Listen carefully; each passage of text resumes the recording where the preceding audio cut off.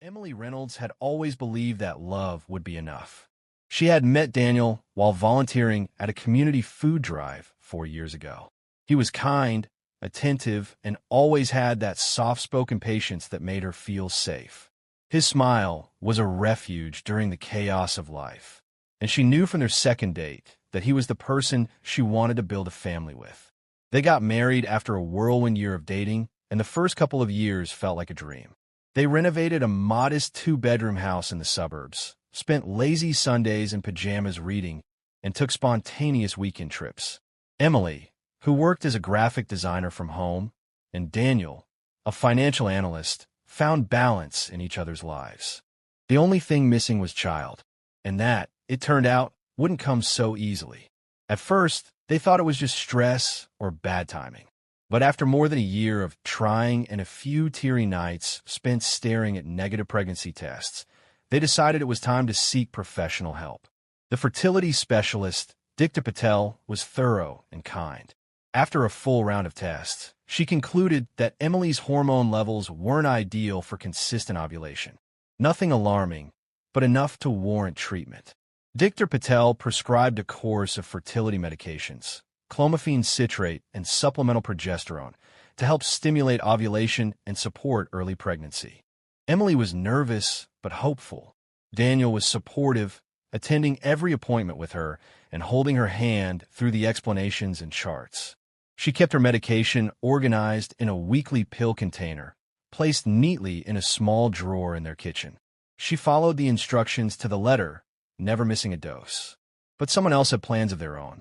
Judith, Daniel's mother, had never warmed to Emily. From the beginning, her polite smile carried a sharp edge. She often made veiled remarks about Emily's quirky habits or her unusual family background. Emily's mother had battled depression, and Judith never forgot to casually mention how mental illness runs in families. It was never overt hostility. Judith was far too calculating for that, but it was clear she thought her son had married beneath his potential. Judith was a retired nurse. She often used that as leverage in family discussions, claiming to know more than most doctors, especially about natural health and preventing trouble before it starts. She had worked decades in women's health and, despite being out of practice, still held firm beliefs, many of which were outdated, if not outright harmful. When Emily and Daniel shared the news about the fertility treatments, Judith's reaction was less than joyful. "Oh," she said, stirring her tea. "Well, I suppose it's necessary these days with all the environmental toxins and genetic mutations going around. Still, you must be careful. Some people just aren't meant to force nature." Emily said nothing, but Daniel snapped gently, "Mom, please don't start with that." Judith smiled sweetly. "Of course. I'm only saying it out of concern. I want what's best for my future grandchild.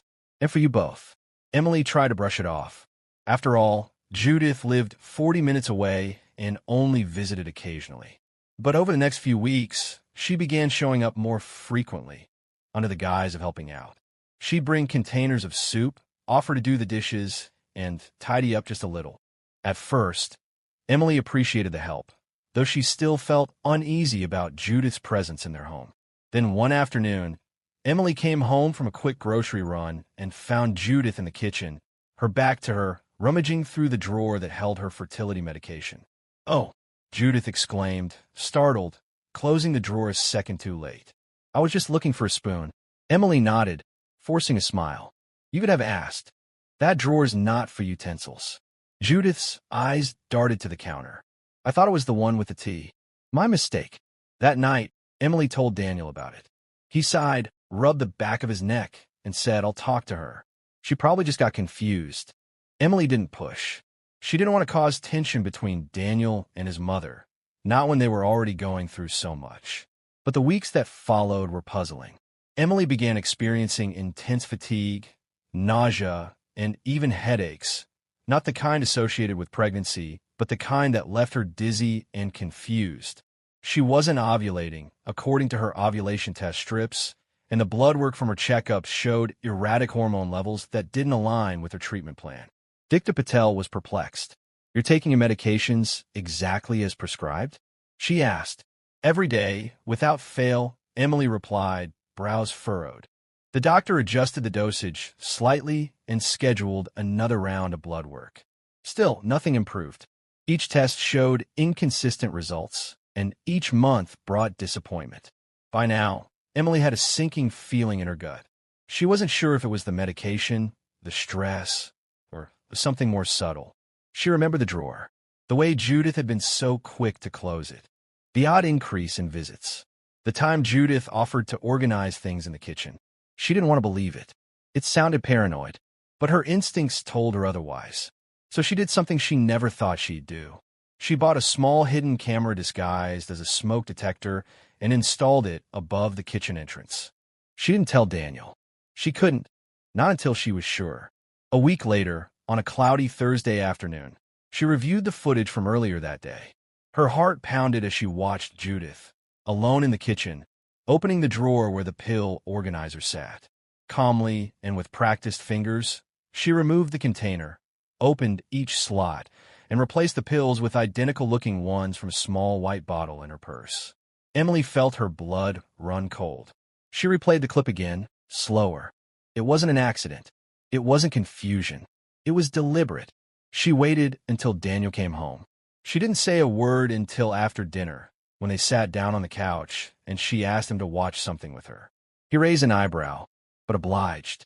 As the video played, Daniel's face shifted from confusion to disbelief to horror. He didn't speak for a long time after the video ended. He stared at the now black screen, his jaw tight, his eyes unfocused. She went through your things, he finally said. She switched your medication. She might have hurt you. Emily nodded silently, tears pooling in her eyes. I need to talk to her, he said, standing up. Wait, Emily said, grabbing his hand. Let's do this the right way. I already booked an appointment with Dr. Patel for tomorrow. I want her to document this, run tests on those pills, make it official. Then we decide what to do. Daniel didn't argue. For once, he seemed too shocked to respond with his usual logic. Instead, he just sat down again and took her hand in his. I'm so sorry, he whispered. Emily said nothing. In that moment, she wasn't angry. She wasn't even surprised. She was resolved. Something had to change. This wasn't just interference, it was sabotage, and would not go unanswered. The following morning carried a heavy stillness in the air. Emily barely slept. Every time she closed her eyes, she saw Judith's hands calmly tampering with her medication, like it was the most natural thing in the world. Her mother-in-law had crossed an unthinkable line, and the weight of that betrayal pulsed through Emily's chest like a second heartbeat. She didn't know whether she was more heartbroken or furious, but one thing was certain: she wasn't going to be a silent victim. Daniel was unusually quiet as he poured coffee into a mug and stared blankly into it. The man who always had a solution, always had a plan, was struggling to process the fact that his own mother had potentially sabotaged his future family. When Emily reminded him of their appointment with Dr. Patel, he nodded but didn't say much. It was as if a fundamental part of his trust system had been short-circuited overnight. At the clinic, Dr. Patel welcomed them with her usual calm professionalism, but her expression turned grave as soon as Emily explained what the video footage had revealed. Emily handed over the camera and the tampered pill organizer, along with the pills that Judith had swapped in. Dr. Patel's eyebrows furrowed as she examined them closely. You did the right thing coming in, she said, her voice steady but clipped. I'll send these pills for lab testing to determine their contents. Based on what you described and your symptoms over the past few weeks, I strongly suspect you weren't receiving the prescribed treatment at all. That would explain the inconsistent hormone levels and side effects. Daniel leaned forward. What exactly could that have done to Emily? Well, Dr. Patel said, choosing her words carefully, if these substituted pills were hormone suppressants or neutral placebos, they wouldn't directly harm Emily's health, but they would effectively block ovulation or interfere with the hormonal environment necessary for conception. Prolonged misuse could cause significant delays in fertility treatments and potentially result in long-term complications if left unchecked. Emily felt her stomach churn. So it was never me. It was never my body failing. It was interference. Dr. Patel gave a tight nod. It seems that way.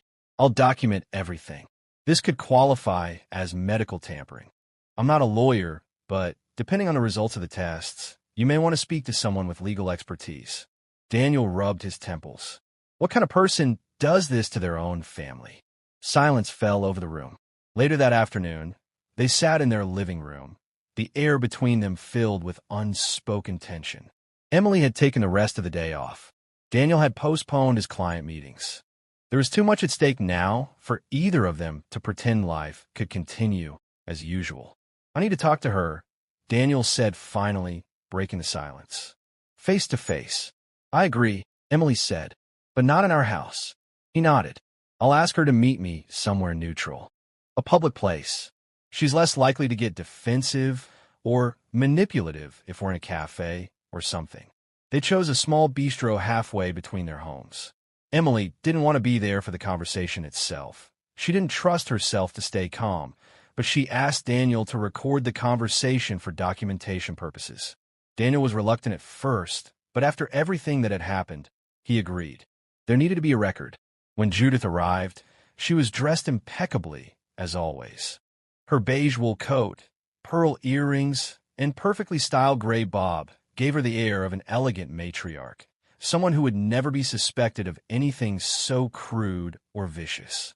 But her eyes flicked around the cafe nervously when she saw Daniel sitting alone, already waiting. Darling, she said, her voice coated in sugar, is everything all right? Daniel didn't return the smile. Sit down, Mom. She sat, slowly, folding her hands on the table. You sounded tense on the phone. Daniel didn't respond right away. He slid his phone slightly toward the edge of the table, screen facing down, but camera discreetly angled. Then he looked his mother in the eye. Why did you do it? Judith blinked. Do what? You know exactly what I'm talking about. You were caught on camera switching Emily's medication. Pill she needed to conceive. Judith's face froze for a split second. Then she gave a soft laugh, almost a scoff. Daniel, come on. What kind of accusation is that? I was just helping.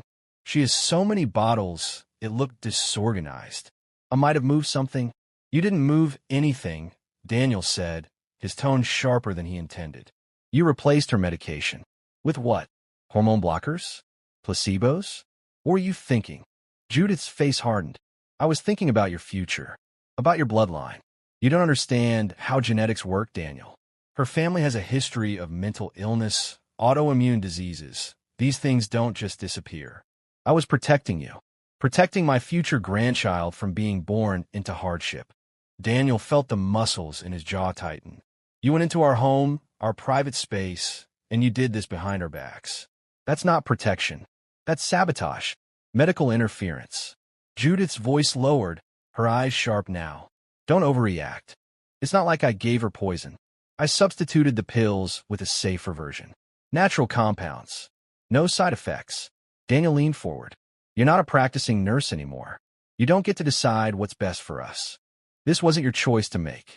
I had to, Judith whispered, her voice trembling now. You wouldn't have listened otherwise. Emily is too emotional. She doesn't think logically. She would have brought a child into this world who... Enough, Daniel snapped. You don't get to talk about my wife like that. People at nearby tables turned their heads slightly at the raised voice. Judith shrank back, now visibly flustered. I'm your mother, she said, trying a softer tone. I only wanted to help. Daniel stood up. You're not welcome in our lives until you accept what you've done.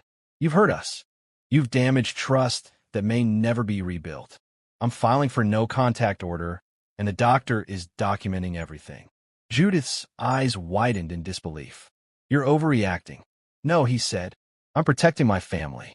Something you should have done instead of trying to control it. He walked away without another word. That evening, when he came home, Emily was waiting. He didn't need to speak. His eyes said everything. She took his hand and pulled him into a hug, both of them shaken but steady. The next few days were emotionally draining. Dr. Patel confirmed that the pills Judith had substituted were an old formulation of norethindrone acetate, a progestin compound often used to prevent ovulation. Taken in high enough doses, it could suppress fertility, exactly as Emily had suspected. Dr. Patel added a formal statement to Emily's medical file and suggested they document the chain of events in a written statement as well. She stopped short of giving legal advice, but urged them to consult an attorney if they wanted to pursue further action. Daniel did just that. He booked an appointment with a family attorney who specialized in domestic boundary issues and medical interference cases. The lawyer confirmed that while criminal prosecution might be difficult due to the lack of physical harm, a no-contact order could be pursued. In civil court, Emily could also make a case for emotional distress and intentional interference with medical treatment. But at that point, Emily wasn't sure she wanted a drawn-out legal battle. She just wanted peace and a chance to finally heal physically and emotionally. They changed the locks on their home. They moved the medication to a secure cabinet with a lock, and they blocked Judith's number on both their phones. It was painful. Emily knew Daniel had loved his mother deeply, despite her coldness. But even he could no longer deny that Judith's actions weren't rooted in concern. They were rooted in control, prejudice, and a refusal to let go. In the weeks that followed, Emily restarted her treatment under strict monitoring. She was hesitant at first, anxious that the damage might be long-term, but Dr. Patel reassured her that there was no permanent harm. Her cycle began to stabilize again. The hormone levels corrected. For the first time in months, hope flickered back into Emily's chest. One morning, as she stood by the window drinking her tea, she watched Daniel fixing a section of their backyard fence. The sun reflected off his shoulders, and she thought about everything they had endured together. Betrayal, invasion, loss of trust, but they were still here, still trying. This wasn't the life she'd imagined, but it was theirs, and it wasn't over yet. The weeks following Judith's exile from their lives were both liberating and tense for Emily and Daniel. There was a quiet sense of relief in the air, like they had finally closed a chapter filled with covert manipulation and passive-aggressive glances, but it came with a heavy undertone. The emotional fallout from what Judith had done didn't just vanish after the confrontation or the legal steps they'd begun to take. It lingered in the everyday moments, in the stillness after dinner, in the sideways glance when Daniel checked to make sure the pill cabinet was locked, in Emily's tightened grip on her mug whenever she thought about the lost time, the wasted cycles, the betrayal. They were healing, yes, but the wounds weren't superficial. They were deep and internal, tucked beneath layers of trust and expectation. Emily had resumed her hormone therapy with the cautious hope of someone who'd once been burned by the very people who were supposed to protect her. Dr. Patel kept a closer eye on her now. Weekly blood tests, precise dose adjustments, and detailed progress reports. This time, everything seemed to be going right. Her hormone level stabilized, her body responded predictably to the medication, and for the first time in nearly a year, her ovulation tests gave the green light. Daniel noticed a shift in her mood almost immediately. Emily had always been grounded, logical, steady, but Judith's interference had shaken her in ways she hadn't admitted at the time. Now, as she began feeling like her body was finally working with her rather than against her, there was a softness returning to her eyes. She smiled a little more. She laughed again, genuinely, not just to deflect tension. But even as things moved forward, there was still one piece of the past they hadn't dealt with fully. Judith's place in Daniel's life hadn't disappeared as cleanly as they wanted. Despite the no-contact warning and the blocked numbers, she found ways to insert herself indirectly. Letters began arriving. Handwritten notes in Judith's distinct cursive, signed with love, mother. Most were filled with guilt-ridden justifications, claiming she only did what any protective mother would do. Some were more pointed, suggesting that Emily had poisoned Daniel against his family and twisted the narrative. Daniel didn't read past the first few lines. He tossed each letter into a sealed folder marked for the attorney and stored it in his filing cabinet. But Emily saw the toll it took on him. One night, she found him standing in the hallway, holding one of the letters unopened, just staring at it. He didn't move, didn't say anything for nearly a minute. "She was the one who took care of me after Dad died," he said softly, without looking at Emily. "She was strict, but she never missed a school event. Never forgot a birthday. I thought she was harsh because she had to be. I never imagined she'd be capable of this kind of cruelty." Emily stepped forward, taking the envelope from his hand and placing it back in the folder. People like her don't start as villains. But when they refuse to evolve, refuse to see others as equals, they become dangerous. You can love parts of someone, Daniel, and still recognize the damage they've done. He looked at her, and for the first time in days, his eyes welled up. I don't know if I can ever forgive her, he said. You don't have to, she replied. Not now. Maybe not ever. They embraced in the hallway, clinging to each other like they had during that first confrontation with the truth. Their bond had deepened in the aftermath of betrayal. Pain had stripped away all pretense and left behind something raw, but stronger. A month passed, then two, and on a rainy Thursday afternoon in early spring, Emily sat in the bathroom, staring at a pregnancy test. Her hands were trembling, her knees pressed together so tightly they hurt. She had taken the test on a whim. Her period was late by 4 days, not enough to confirm anything, but enough to stir that old glimmer of hope. When the second pink line appeared, faint but unmistakable, Emily didn't cry. She didn't even move at first. She just sat there, frozen, her heart thudding so loudly it drowned out the rain tapping on the window. It took her nearly 5 full minutes to stand up, walk to the kitchen, and find Daniel. He was chopping onions, wearing one of his old university t-shirts, and humming some forgotten tune under his breath. When she entered the room, he looked up, sensing the shift in the air. "Everything okay?" he asked. Emily held up the test, her fingers still trembling slightly. Daniel blinked, not understanding at first. Then his eyes widened, his lips parting in shock. He set down the knife, wiped his hands on a towel, and took the test from her gently. "You're pregnant?" he asked, voice barely above a whisper. She nodded, unable to speak.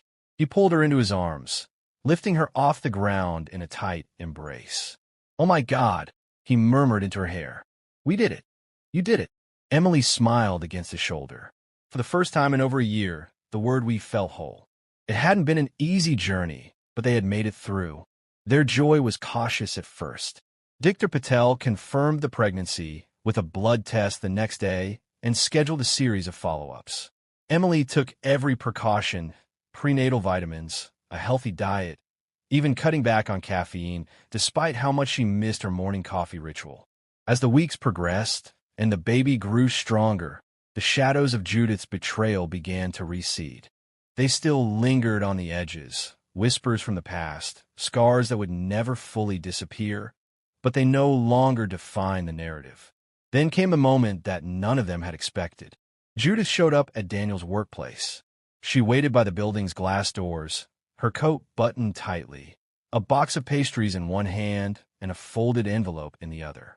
Daniel's assistant called him down, unsure what to do. When he saw his mother through the doors, his stomach turned. He stepped outside cautiously. "You shouldn't be here. I just want to talk," Judith said, her voice softer than he'd heard in months. "Please." Daniel hesitated, then nodded toward the edge of the building, out of view from the main lobby. "What do you want?" he asked coldly. Judith looked thinner, older somehow. Her eyes were tired. "I heard," she said quietly, through a friend at the pharmacy, "that Emily's pregnant." Daniel's jaw tightened. "That's none of your business." "I know," she said. I wanted to say I'm sorry. Really sorry. I've had a lot of time to think. I didn't realize how far I'd gone until I saw how completely I'd lost you." Daniel remained silent. "I was wrong," she said. "About Emily. About everything. I was trying to protect you from something that only existed in my head. I let fear drive me, and I hurt both of you." He stared at her, searching for some hint of sincerity. "I'm not asking for forgiveness," she added. "Just maybe someday, when the baby's older, you'll let me meet them. I just wanted to say this to your face." Daniel looked away, the wind tugging at his coat. "I'll think about it," he said finally. "But don't contact Emily. Don't come to our house. We need time. A lot of it." Judith nodded, her eyes wet. She handed him the envelope and the pastry box and walked away without another word. That night, Daniel opened the envelope. Inside was a long, handwritten letter, this time with no excuses, no justifications. Just a list of things Judith regretted and a photo of Daniel as a baby held in her arms. On the back of the photo, she had written, "You were my whole world once." I hope you find that same joy with your child. Daniel didn't know what to feel. He showed the letter to Emily, who read it silently and then placed it in a drawer. "She may have changed," Emily said, "but our boundaries still matter." He nodded. "I'm not ready to let her in. Not yet." And that was the end of it for now. As Emily entered her second trimester, the couple began preparing the nursery. Daniel repainted the guest room in soft greens and yellows. Emily bought little animal prints online and pinned them to the walls. They spent long evenings building cribs and reading parenting books aloud to each other. They knew the past couldn't be erased, but could be outgrown. And as their baby grew stronger inside Emily, so did their resolve to raise their child in a home full of love, truth, and protection. No manipulation, no secrets, no sabotage, only healing, only family. The day Emily went into labor started just like any other, quiet, slow, full of anticipation. She was 39 weeks along and growing increasingly impatient with the waiting. The crib was already assembled. The hospital bag had been packed and repacked. The tiny onesies were washed and folded in neat little stacks. The baby's name, a carefully chosen blend of strength and grace, had been agreed upon after months of back and forth. All that was left to do was wait for the signal. Emily had no idea it would come on a sleepy Saturday morning while she was watering the potted basil on the kitchen windowsill. At first, she thought it was just another cramp, something she'd felt plenty of over the past week. But this one lingered, and then another followed shortly after. When Daniel timed the contractions and realized they were getting closer together, the urgency kicked in. The hospital was 25 minutes away, and even though everything had been rehearsed, they still stumbled around the house, forgetting things and repeating instructions they both already knew by heart. Emily's delivery was long, almost 20 hours, and difficult. At one point during the early hours of labor, her blood pressure spiked, and the baby's heart rate dipped just enough to send a ripple of panic through the delivery room. But the medical team was prepared. Dr. Patel was there, calm and reassuring, her presence a quiet anchor in the chaos. With support, patience, and an eventual decision to proceed with a vacuum-assisted delivery, Emily gave birth to a healthy baby girl just after 4 a.m. on Sunday. When they placed the baby on Emily's chest, she stared at the tiny, red, squirming life with such intensity it felt like her heart might crack open. She hadn't cried during the labor, but now the tears came, quiet, disbelieving sobs that shook her shoulders as she held her daughter for the first time. Daniel sat beside her, eyes misted, one hand on Emily's back, the other gently stroking the baby's head. They named her Lena Rose. The days that followed were a haze of hospital routines, sleepless nights, whispered reassurances, and a constant cycle of feeding, burping, changing, and learning. Emily had never known exhaustion like this, but she also had never known joy like this, a joy that clung to her skin even during the worst moments of fatigue. When they brought Lena home, it felt like crossing a finish line they had been running toward for 2 years.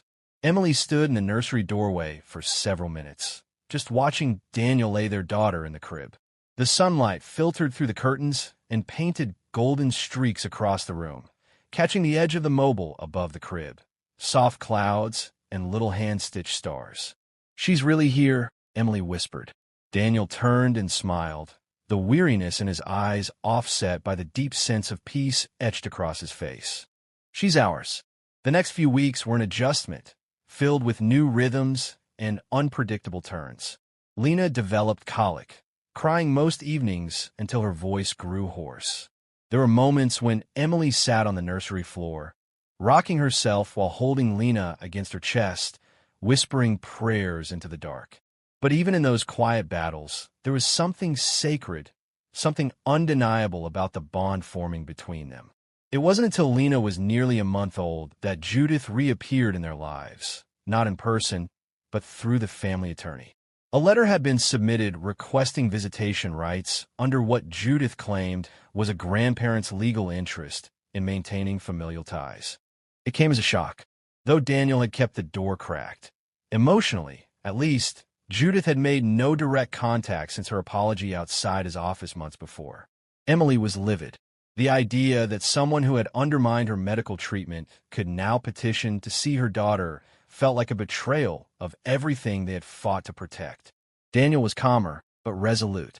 He contacted their attorney immediately, who assured them that the likelihood of such a request being granted, especially in the absence of a prior bond or caregiving role, was minimal, especially considering the documented medical interference. Nonetheless, the possibility of being dragged into a legal battle for custody-related matters was terrifying. Emily felt the weight of the past press against her chest again, threatening to claw its way back into their lives. A formal hearing was set to determine whether the petition had merit. Leading up to it, Emily and Daniel compiled every piece of documentation. The video footage, Dr. Patel's testimony, the lab results, the letter Judith had written, even the subsequent letters she'd sent despite the no-contact directive. It painted a clear and irrefutable picture. Judith had acted not out of concern, but out of control, and her actions had nearly cost her son and daughter-in-law their chance at a family. The court dismissed the petition outright. Judith was not granted visitation.